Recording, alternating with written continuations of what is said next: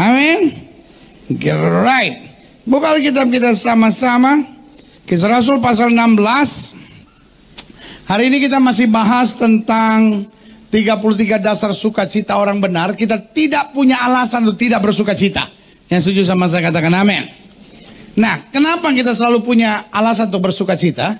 Karena apapun yang terjadi dalam hidup kita, keluarga kita akan diselamatkan. Yang setuju sama saya katakan amin. Alkitab berkata, singa muda boleh merana kelaparan, tapi orang yang berharap Tuhan tidak pernah kekurangan sesuatu yang baik. Daud bilang gini, dulu aku muda, sekarang aku menjadi tua. Tidak pernah aku lihat anak cucu orang benar meminta-minta roti. Amin. Berarti janji Tuhan bukan hanya saya diselamatkan, tapi janji Tuhan kita dan seluruh keluarga kita akan diselamatkan. Yang setuju katakan amin. Itu yang kita akan pelajari hari ini. Kisah Rasul 16 ayat 30 sampai 34. Ia mengantar mereka keluar. Halo, siapa ia di sini? Hah? Halo, siapa ia di sini? Yesus, malaikat. Yesus ngantar mereka. Emang Yesus punya kerjaan lain ngantar-ngantar?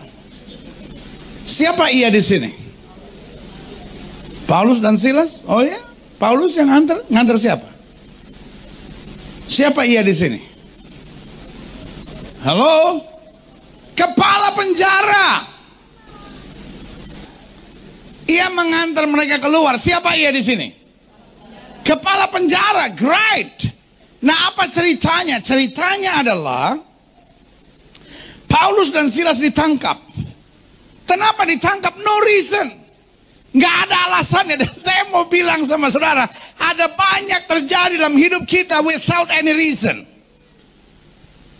Ada banyak hal terjadi dalam hidup kita tanpa salah, tanpa sesuatu. Kita bingung sendiri, kok saya harus ngalamin ini. Tapi saya mau bilang, kalau Tuhan izinkan sesuatu, pasti ada maksud yang luar biasa. Yang setuju berikan tepuk tangan yang meriah. Kita nggak usah menjerit, kita nggak usah kecewa, kita nggak usah marah. Paulus dan Silas without any reason, tanpa penyebab yang jelas, mereka dimasukkan ke dalam penjara. Tetapi saya mau bilang sama saudara, senjata orang benar adalah memuji Tuhan. Terima kasih Bu yang bilang amin. Saya ulangi sekali lagi. Paulus dan Silas dijebloskan ke dalam penjara without any reason. Tapi senjata orang benar adalah memuji Tuhan. Amin. Senjata orang dunia uang. Aduh pendeta, kalau saya ada uang bisa beres nih semua pendeta. Senjata orang dunia koneksi. Kalau saya kenal Kapolri, kalau saya kenal Kapolda, kalau saya kenal Kapoltabes, kalau saya kenal Jaksa Agung, mungkin bisa beres. Tapi saya cuma mau bilang sama saudara, kita orang percaya walaupun gak kenal siapa-siapa, gak punya siapa-siapa, senjata kita bukan uang, senjata kita bukan koneksi, senjata kita memuji Tuhan. Waktu kita memuji Tuhan, sesuatu yang dahsyat Tuhan mau kerjakan. Yang setuju katakan amin. Kita tidak pernah akan lihat mujizat selama kita masih bersungut-sungut. Kita nggak akan pernah lihat mujizat selama kita masih berantem, masih kecewa, masih emosi. Tapi waktu kita udah mulai diam, ini yang saya bilang. Pak, selama istri masih cocok, engkau aman Pak. Yang repot kalau istri udah diam, serahkan pada Tuhan yang berat Pak. Bu, selama suami masih aman Bu. Kalau ibu ngomong apa-apa, suami udah berserah sama Tuhan, hati-hati Bu. Karena selalu saya bilang, senjata orang benar adalah ketika kita lipat tangan dan bersyukur kepada Tuhan, kita tahu sesuatu yang dahsyat Tuhan sedang kerjakan. Yang setuju katakan amin. Paulus dan Silas mulai memuji Tuhan. Dan apa yang terjadi waktu Paulus dan Silas memuji Tuhan? Alkitab berkata, sendi-sendi penjara goyah, pintu-pintu penjara terbuka, kepala penjara ketakutan diambil pedang, dan dia mau mulai bunuh dirinya sendiri. Paulus berkata, stop, jangan lakukan itu, kami semua masih ada di sini. Apa yang terjadi? Ayat 30 ini berkata, ia mengantar mereka keluar. Siapa ia di sini? Kepala penjara. Sambil berkata, Tuhan, Tuhan, apakah yang harus aku perbuat supaya aku selamat? Saudara yang kasih dalam Tuhan, kalau sudah pernah ada di dalam penjara, sudah ngerti maksud saya. Kepala penjara is the boss. Siapapun yang dalam tahanan, siapapun dia, mau ketua MK kah dia? Kenapa bisa pas begitu ya? Mana saya siapin khotbah ini udah dari tahun lalu nih saudara. Kok bisa pas gitu? Mau ketua MK kek, mau jenderal bintang sekian kek, ya kan? Nggak ada pedulinya. Kalau udah dalam penjara ya udah nggak dianggap orang. Tapi ayat ini bilang apa? Ia mengantar mereka keluar sambil berkata, Tuhan, Tuhan, apakah yang harus aku perbuat? Kepala penjara call them sir. Kepala penjara panggil mereka apa? Tuhan. Pelajaran apa yang bisa kita belajar? Ketika manusia coba rendahkan saudara, Tuhan akan angkat saudara lebih tinggi lagi. Yang setuju katakan amin. Jangan takut. Jawab mereka, percayalah kepada Tuhan Yesus Kristus dan engkau akan selamat, kau dan seisi rumahmu. Sama-sama bilang sama saya, engkau dan seisi rumahmu. Amin. Perjanjian Tuhan selalu engkau dan seisi rumahmu. Ayat 32. Lalu mereka memberitakan firman Tuhan kepadanya dan kepada semua orang yang ada di rumahnya. Ayat 33. Pada jam itu juga, sama-sama bilang sama saya, pada jam itu juga, kepala penjara itu membawa mereka dan membasuh bilur mereka. Seketika itu juga ia dan keluarganya memberi diri dibaptis. Sekarang kita ngerti, walaupun mereka disiksa, dimasukkan ke penjara without any reason, but there is plan of God. Sama-sama bilang sama saya, ada rencana Tuhan untuk setiap keadaan yang terjadi dalam hidup saya. Paulus dan Silas mungkin bertanya, apa salah saya? Loh, kadangkala hidup bukan soal salah kita, tapi apa maksud Tuhan di balik semuanya? Yang setuju sama saya katakan amin. Amin. Maksud Tuhan dengan mengizinkan Paulus dan Silas menghadapi keadaan tidak menyenangkan ini, karena Tuhan punya rencana supaya kepala penjara dan seluruh keluarganya dibaptis. Yang setuju berikan tepuk tangan yang meriah buat Tuhan. Amin. Makanya jangan emosi dulu, jangan panik dulu, jangan stres dulu, jangan kecewa dulu. Sabar aja. Puji Tuhan dulu. Tunggu waktu Tuhan dulu. Tepat pada waktu Tuhan, God will reveal His plan in our life. Tuhan akan nyatakan rencana yang indah dalam hidup kita. Ayat 34. Lalu ia membawa mereka ke rumahnya dan menghidangkan makanan kepada mereka. Dan ia sangat bergembira bahwa ia dan sisi rumahnya telah menjadi percaya kepada Allah. Yang setuju sama saya katakan amin. Nah sekarang lihat Kejadian 7 ayat 1. Lalu berfirmanlah Tuhan kepada Nuh, masuklah ke dalam bahtera itu, engkau dan apa? Aha. Sama-sama bilang, saya dan seisi rumah saya. Sebab apa? Kamu, anak-anakmu dan istrimu kulihat benar. No. Sebab engkaulah yang kulihat benar di hadapanku di antara orang apa? Zaman ini. Makanya saya bilang pentingnya seorang bapak hidup benar. Kalau bapak itu berzina, bapak itu hidup ngaco, akhirnya Pak, anak-anakmu yang akan menanggung akibatnya. Tapi sebaliknya, kalau bapak hidup benar di hadapan Tuhan, seluruh keluarga akan mengalami berkat Tuhan. Yang setuju berikan tepuk tangan yang meriah. Ini bukan saatnya setiap istri melirik kepada suaminya dan bilang, tuh dengar Gilbert ngomong apa tuh, sadar makanya lu sadar makanya. Kalau enggak seluruh keluarga kita binasa gara-gara lu yang ngaco. Tapi ini saatnya istri mendoakan dan berkata, Tuhan aku topang suamiku, sehingga apapun yang terjadi dalam hidupnya, dia tetap menjadi imam yang kudus dalam keluarga. Yang setuju berikan tepuk tangan yang meriah. Ulangan 12 ayat 7, perhatikan baik. Di sanalah kamu makan di hadapan Tuhan Allahmu dan bersukaria. Kamu dan apa? Aha. Lihat kan? Perjanjian Tuhan bukan hanya kamu dan seisi apa? Rumahmu. Karena dalam segala usahamu engkau diberkati oleh Tuhan Allahmu. Yang setuju sama saya katakan amin. Khususnya bagi cewek-cewek yang belum punya pasangan teman hidup, baik yang single maupun jomblo. Karena selalu saya bilang single adalah pilihan, jomblo adalah nasib. Ya, saya mau kasih tahu sekali lagi, buat setiap cewek-cewek yang belum dapat pasangan teman hidup, lu kalau cari cowok jangan cuman soal ganteng, soal kayanya doang. Karena itu tidak menentukan. Yang paling menentukan dia harus takut akan Tuhan. Amin. Wah, ini yang bilang amin pasti yang gak ganteng. Ya, ini yang pikir lumayan. Pasaran mulai makin tinggi sekarang. Cowok-cowok juga sama. Kalau cari cewek jangan cuman cantiknya. Waduh, dia cantik sekali pendeta, luar biasa cantiknya. Pendeta tahu saking cantiknya pendeta. Waktu dia lewat pancoran itu pendeta, itu patung pancoran yang lagi begini itu pendeta, langsung taruh tangan di bibir. Swii. Pengenit sekali doi. Ya. Yang saya sedang mau tegaskan buat setiap saudara, kalau hidup kita benar, keluarga kita diberkati. Amin. Iya kan? Kita lihat selanjutnya. Yosua 24 ayat 14 sampai 15. Oleh sebab itu takutlah akan Tuhan dan beribadahlah kepadanya dengan tulus, ikhlas dan setia. Jauhkanlah Allah yang kepada nenek moyangmu telah beribadah di seberang sungai Efrat dan di Mesir, dan beribadahlah kepada Tuhan. Tetapi jika kamu anggap tidak baik untuk beribadah kepada Tuhan, pilihlah pada hari ini kepada siapa kamu akan beribadah.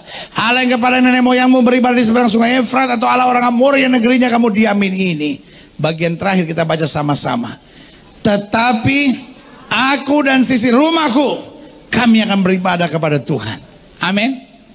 Kalau ada di antara keluarga saudara yang belum bertobat, ada di antara keluarga saudara yang belum menerima Yesus, tiap hari saudara ucapkan dengan iman ayat ini.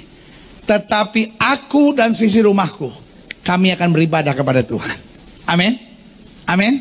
Taruh tangan kanan saudara di dada sebagai langkah profetik kita. Sama-sama bilang, tetapi aku dan sisi rumahku, kami akan beribadah kepada Tuhan. Sekali lagi.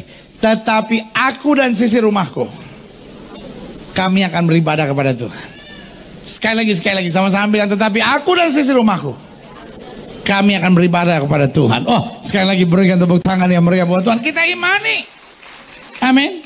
Saya percaya pada the power of the word of God. Saya percaya pada kuasa firman Allah. Apa saja janji firman Allah yang kita ucapkan dengan iman, itu akan terjadi dalam hidup kita. Amin. Kalau setiap hari sudah bilang, tetapi aku dan sisi rumahku, kami akan beribadah kepada Allah, itu akan terjadi. Amin. Kejadian 17 ayat 7. Saya kasih ayat-ayatnya dulu biar sudah jelas ya. Aku akan mengadakan apa?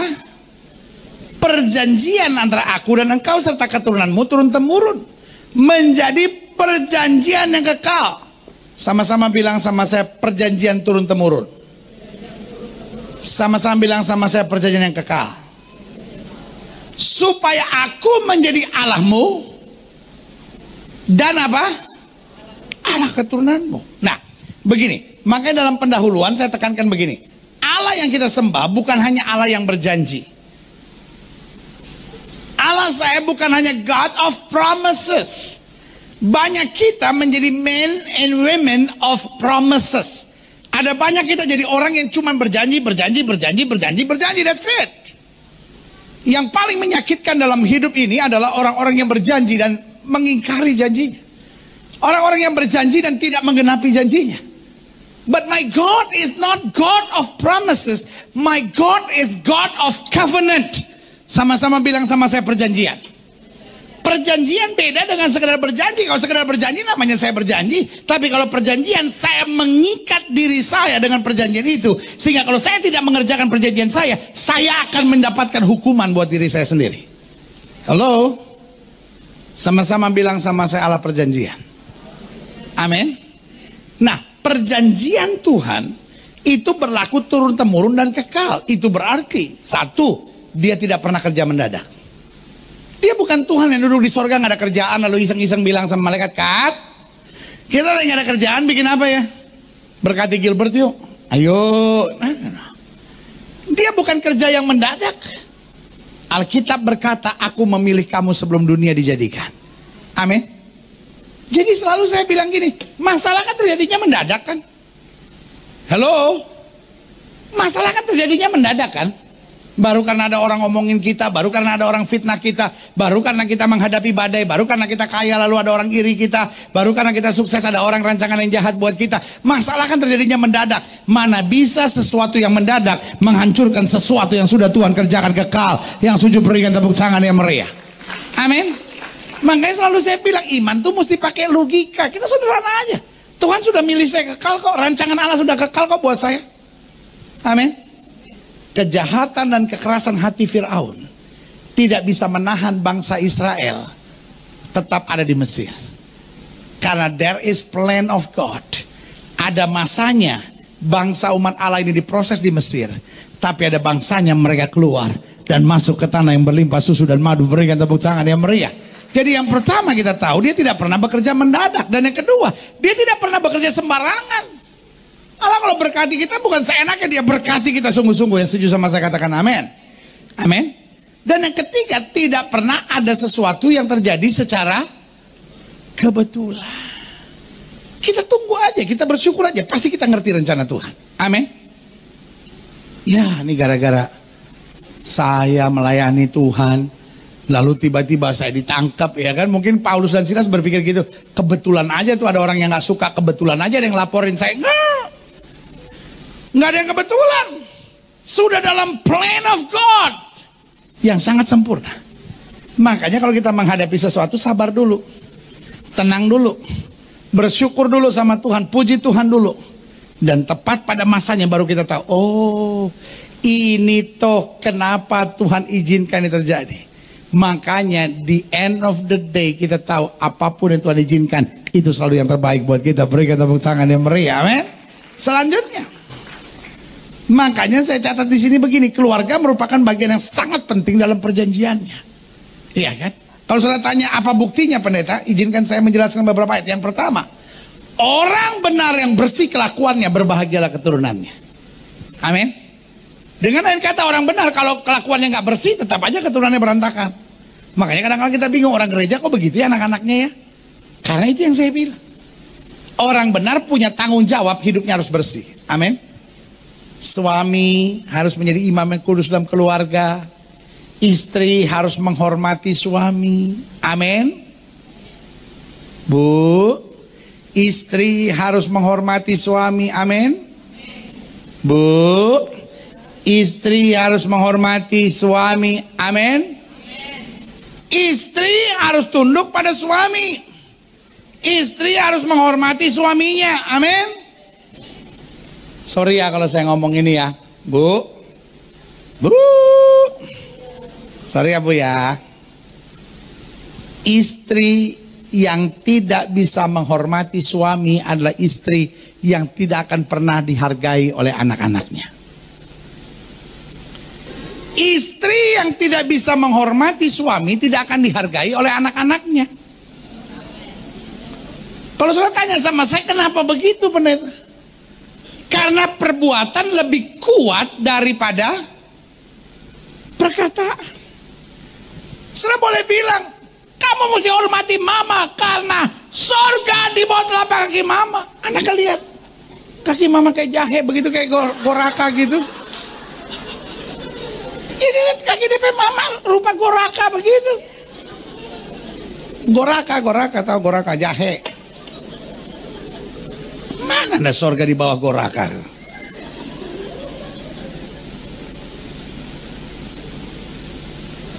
Tapi waktu anak lihat mama menghormati papa, anak sadar, kalau mama bisa menghormati papa, berarti saya juga harus bisa menghormati mama. Yang setuju berikan tepuk tangan yang meriah. Makanya Alkitab bilang orang yang benar, yang bersih kelakuannya, keturunan yang diberkati.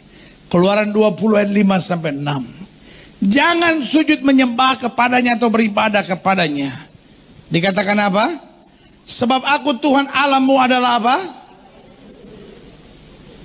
Allah yang cemburu, yang membalaskan kesalahan bapa kepada anak-anaknya, kepada keturunan yang apa?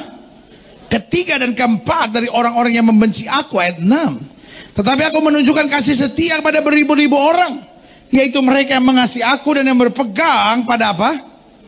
Perintahku.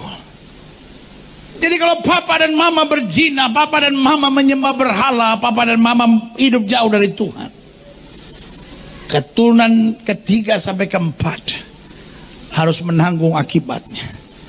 Tapi sebaliknya kalau papa dan mama hidup takut akan Tuhan, keturunan ketiga, keturunan keempatnya akan diberkati dengan berkat berkelimpahan. Berikan tepuk tangan yang meriah. Berarti saya harus simpulkan sekarang, kesimpulan saya, keluarga merupakan bagian yang sangat penting dalam perjanjiannya. Lalu pertanyaan kita, kenapa keluarga begitu penting?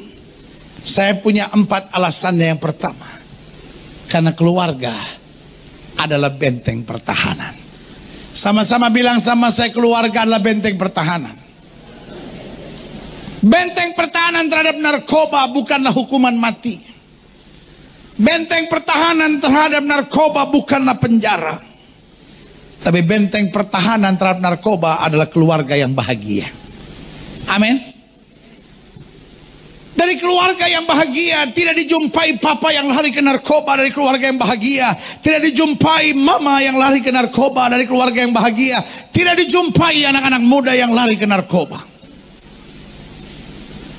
Dari keluarga yang bahagia yang ada cuma pujian syukur kepada Tuhan.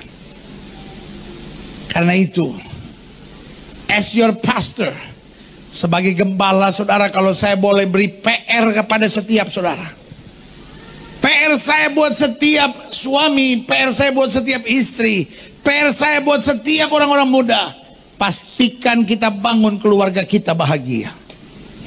Karena itu merupakan benteng pertahanan. Benteng pertahanan terhadap perzinahan dan perselingkuhan adalah keluarga bahagia. Dari keluarga bahagia, suami tidak tertarik untuk berselingkuh.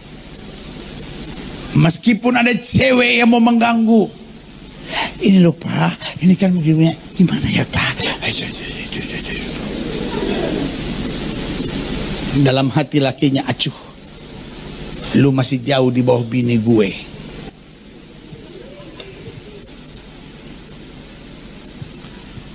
Bini saya boleh saja lebih tua dari kamu, tapi bini saya bukan lebih tua, lebih basantang. Kakak, kau pikir kelapa ke apa ya? Saya bingung, orang sekarang tolol sekali. Lihat yang lebih muda sedikit, selingkuh, bego. Istrimu bukan lebih tua Pak, lebih basantang Pak. Ya. Jadi kalau lihat istri jangan, oh kamu udah tua, jangan, barang antik.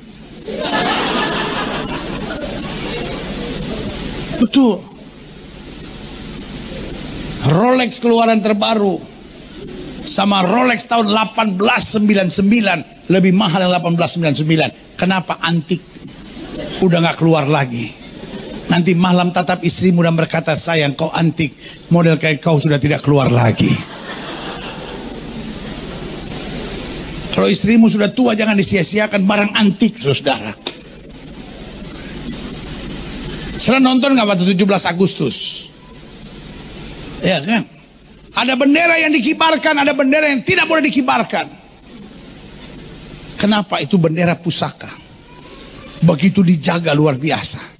Tatap istrimu dan berkata, sayang kau lebih berharga dari bendera pusaka yang dijahit oleh Ibu Fatmawati. Sampai istri berkata, Papa.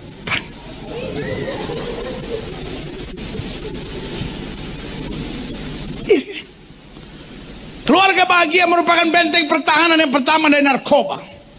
Dan yang kedua dari perselingkuhan. Rumah tangga yang lemah lembut damai sejahtera. Istri tidak akan tergoda dengan pria manapun. Walaupun suami sudah tidak six pack.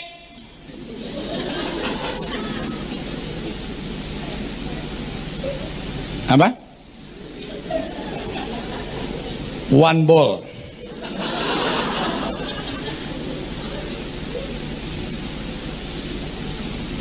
Tapi tetap kau tidak tergoda. Pria itu boleh saja kelihatan gagah, tapi suamiku tetap lebih dari segala-galanya.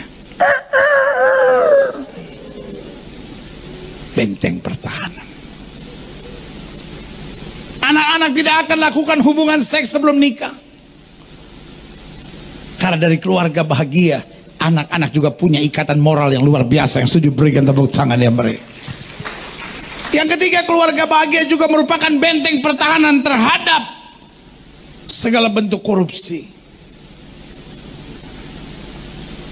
Kalau suami korupsi, istri turut berdosa. Seandainya istri berkata, lu istri kan tahu gaji suami 20 juta, tiba-tiba beli apartemen 15 miliar. Bagaimana caranya? Istri yang luar biasa akan menatap suaminya dan berkata, sayang, uang setan dibawa lari sama jin. Sayang, jangan pernah bawa uang haram ke dalam keluarga. Sebab kalau uang haram dibelikan susu buat anak-anak kita mencret. Nah, bukan cuma mencret, tapi susu masuk ke darah. Darahnya menjadi darah setan itu anak. Tetapi sebaliknya sayang, walaupun uang hanya bisa beli kangkung, bayam dan tahu. Tahu udah mahal sekarang. Meskipun uang hanya bisa beli kangkung, bayam dan tahu, tapi itu uang berkat. Maka tahu berubah menjadi stik, kangkung menjadi 4 sehat, 5 sempurna, 6 luar biasa, 7 diurapi.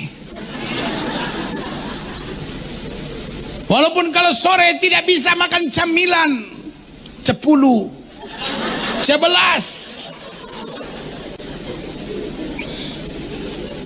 Alay banget sih. Tetapi karena itu uang berkat, maka anak-anak kita sehat. Amin. Amin. Tapi banyak istri sekarang, Pak, mau uang halal, mau uang haram, yang penting duit. Duitnya punya agama, Pak. Mau halal, mau haram, bawa ke rumah. Yang penting duit. Jangan ketawa, Bu. Bertobat, kembali ke jalan yang lurus. Makanya saya beri nama kenapa keluarga penting, karena keluarga adalah benteng pertahanan. Yang kedua saya pelajari kenapa keluarga penting, karena keluarga adalah pusat pelatihan tentara. Tentara sorga dilatih dalam keluarga bahagia, tentara neraka dilatih di keluarga yang hancur. Jangan heran anak umur 16 tahun bisa jadi pengedar narkoba. Jangan heran anak umur 17 tahun bisa merampok taksi. Jangan heran anak umur 15 tahun sudah jual diri dan jual keperawanannya. Jangan heran orang sudah baru umur 21 tahun sudah jadi mucikari. Jawaban saya sederhana. Tentara-tentara setan itu lahir dari keluarga yang hancur. Saya titip pesan sebagai gembala kepada setiap jemaat yang olehnya Tuhan percayakan untuk saya gembalakan. Pastikan engkau membangun tentara-tentara Allah di keluarga saudara. Terima kasih buat 4 orang yang bilang amin. Izinkan saya sebagai gembala jemaat titip buat setiap saudara sebagai PR buat setiap saudara. Bangun keluarga kita sebagai keluarga bahagia, sehingga kita dipercaya Tuhan melatih tentara-tentara Allah di keluarga kita. Yang setuju katakan amin. Amin. Kalau mama dan papa setiap hari memulai hidupnya dengan doa dan baca Alkitab. Kalau dalam segala perkara papa dan mama menyelesaikan dengan kasih. Kalau dalam segala hal papa dan mama melakukan tindakan-tindakan bijaksana, maka anak dari kecilnya terlatih untuk menjadi tentara-tentara Allah. Amin. Tapi kalau mama dan papa berkelahi, lempar-lemparan, handphone dilempar, wajan dilempar, udah emosi kompor dilempar, sampai setan geleng kepala. Setan bilang, kau lebih setan dari aku. Yang ketiga, kenapa keluarga? Karena keluarga adalah penentu suasana kehidupan. Kalau saya mau mengalami suasana sorga, saya belum harus tiba di sorga dulu. Kalau saya mau mengalami suasana neraka, saya tidak harus ke neraka dulu. Saya bisa mengalami suasana sorga sebelum saya tiba di sorga, yaitu kalau saya punya keluarga yang bahagia. Amin. Saya boleh punya masalah di kantor, tapi ketika saya pulang dengan stres, lalu istri menatap saya dan berkata, sayang, kenapa kau stres? Di luar kamu boleh gagal, tapi di rumah ini kamu tetap segala-galanya. You are the hero of the family. Langsung kita lebarkan tangan dan berkata, ku kan terbang. Amin. Suami pulang kantor, istri manyun. Seperti kayak sapi belum ketemu rumput 5 hari. Suami menatap dan berkata, sayang, apa yang terjadi? Istri baru mau nangis dan bilang, aku banyak masalah sayang. Ketika aku pulang, satu tetes air mata pun tidak boleh jatuh lagi ke tanah. Aku ada di sini siap mengerjakan apa saja, karena engkau bukan hanya istri tapi permaisuri di rumah ini. Istri berkata, I believe I can fly, I believe I can touch the sky.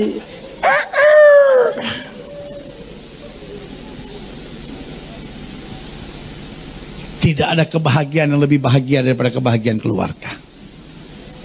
Tidak ada kepahitan yang lebih menyakitkan kecuali kepahitan dalam keluarga. Pastikan setiap keluarga di tempat ini dapat berkata, keluargaku adalah sorgaku. Amin.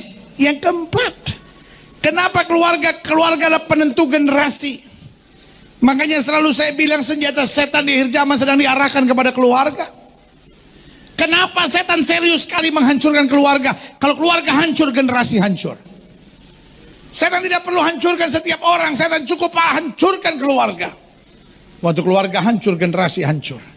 Tapi sebaliknya, waktu keluarga dipulihkan Tuhan, generasi akan terbang tinggi bagi Raja Wali. Berikan tepuk tangan yang meriah. Selanjutnya, apa PR? Apa tugas setiap kita dalam keluarga?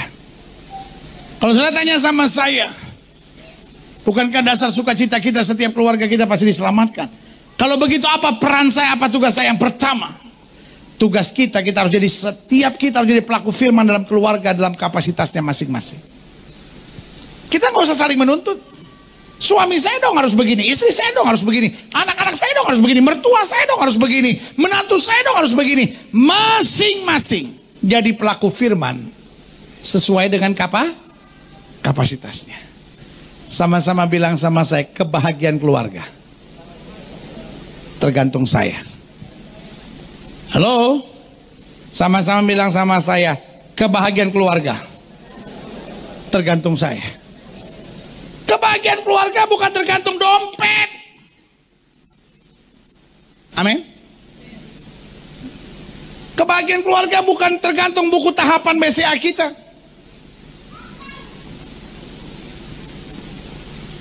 Kalau tahapan BCA kita nolnya banyak, baru bahagia. Kalau nolnya dikit, tragis.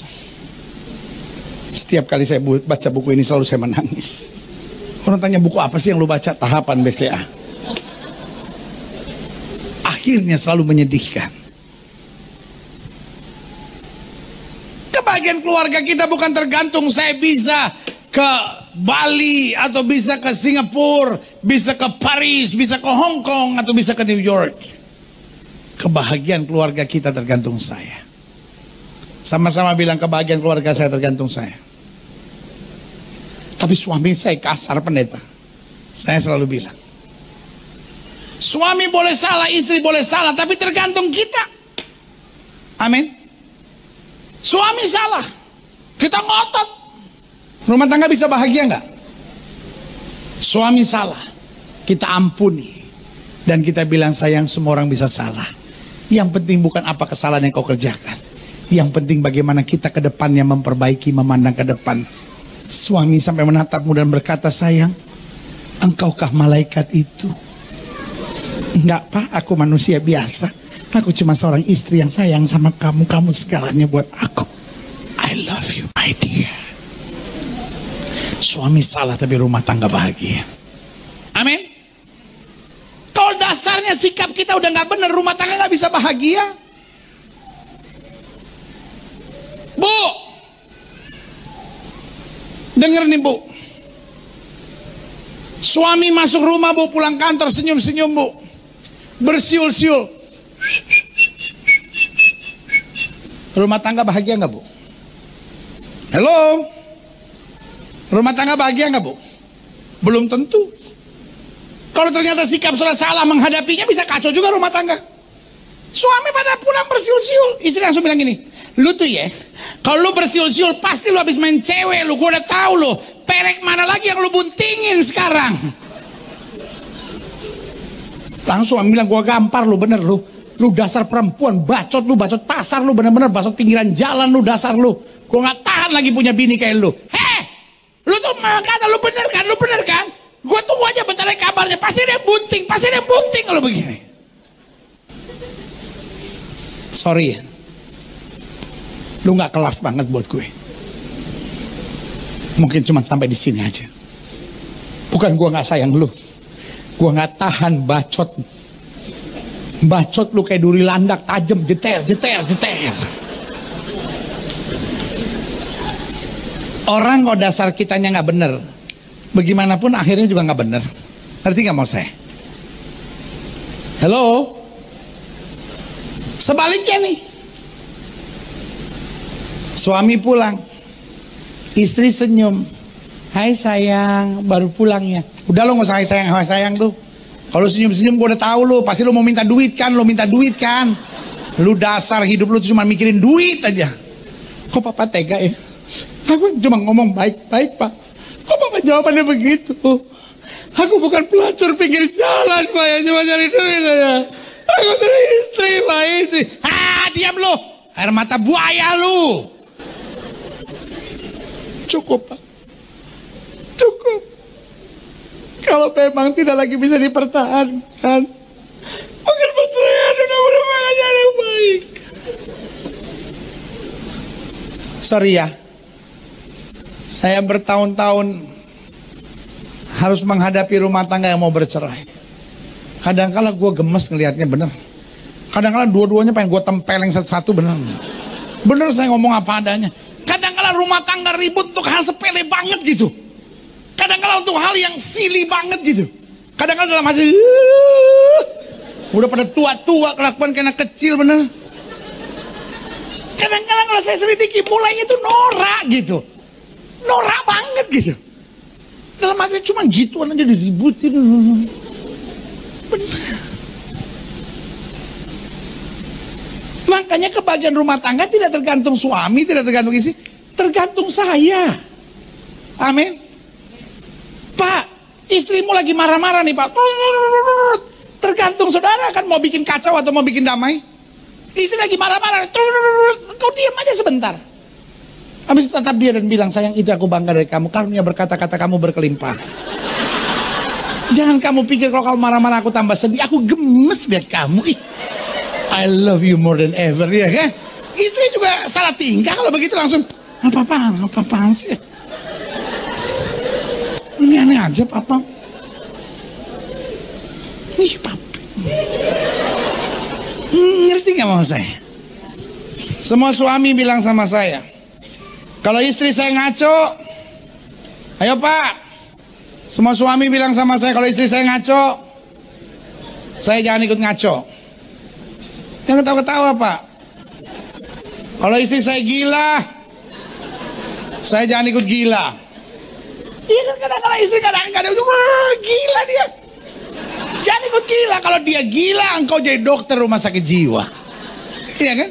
Kan dokter rumah sakit jiwa nggak pernah bilang dasar gila, lu dasar gila, nggak pernah kan? Dokter rumah sakit jiwa, walaupun udah ngaco dia bilang apa? Udah mau mulai sembuh, itu kan? Jadi mulai besok pak, kalau istri marah-marah bilang, udah mulai mau sembuh. Bu. Ayo ibu-ibu sama saya bu ya. Kalau suami saya ngaco, saya nggak boleh ikut ngaco.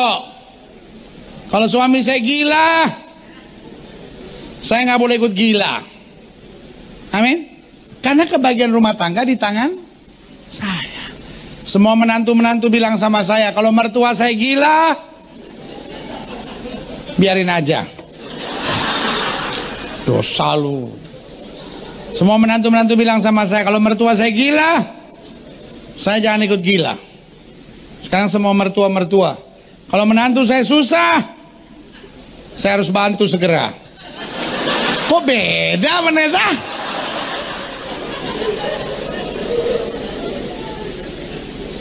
Kebahagiaan keluarga bukan tergantung keadaan. Amin. Tergantung how we face problems. Gimana kita bereaksi terhadap masalah. Sejauh kita punya komitmen, pokoknya kebahagiaan rumah tangga di tangan saya, berarti tidak ada yang bisa menghambat sukacita keluarga kita. Yang setuju katakan amin.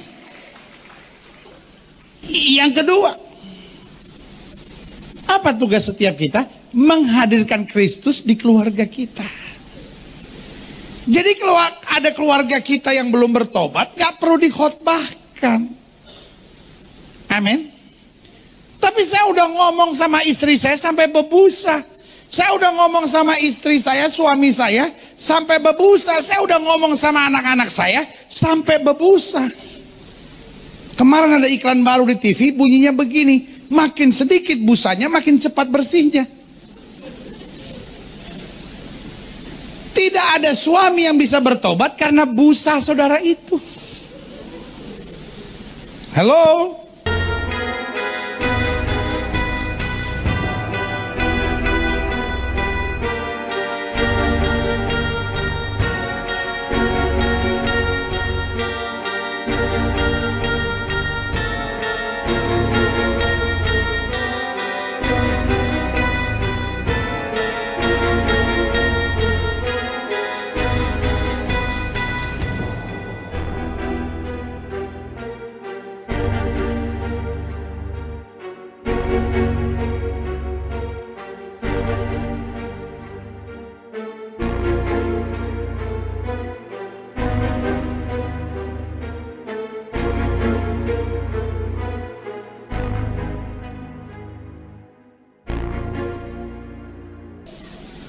Alkitab bahkan bilang, biar suami yang belum bertobat dimenangkan oleh kelakuan istrinya tanpa perkataan. Justru yang harus kita buat bukan bagaimana mengkhotbahkan istri, mengkhotbahkan suami, mengkhotbahkan anak-anak kita, tetapi hadirkan Kristus. Sehingga pertanyaannya, suami bisa lihat Kristus gak dalam hidup saudara? Suami bisa lihat Kristus dalam perkataan saudara enggak? Istri bisa lihat Kristus dalam tindakan saudara enggak? Anak-anak bisa lihat Kristus enggak dalam keseharian saudara? Kalau orang bisa melihat Kristus, Kristus itu akan menarik banyak orang masuk dalam kemuliaannya. Berikan tepuk tangan yang meriah. Yang ketiga, tugas setiap kita membuat rambu-rambu sorgawi dalam keluarga. Jadi aturan keluarga kita, aturan keluarga sorga. Di keluarga kita apapun yang terjadi tidak boleh ada bentakan dan makian.